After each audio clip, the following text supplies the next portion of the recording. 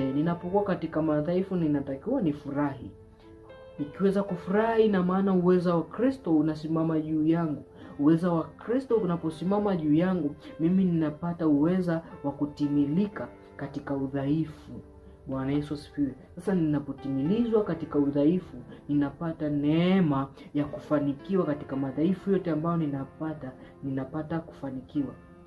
Sasa hivi vitu vyote hivi unapata kuona fursa ya kutoka katika mwiba ambao unamsumbua Paulo, na mtaji wa kutoka katika mwiba wa kupitia hiyo fursa wa kutoka katika mwiba unaomsumbua Paulo, vyote hivyo vilifunguliwa baada ya Mungu kumwambia neema yangu inakutosha.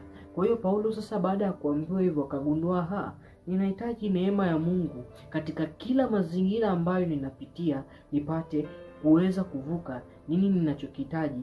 Ninahitaji sana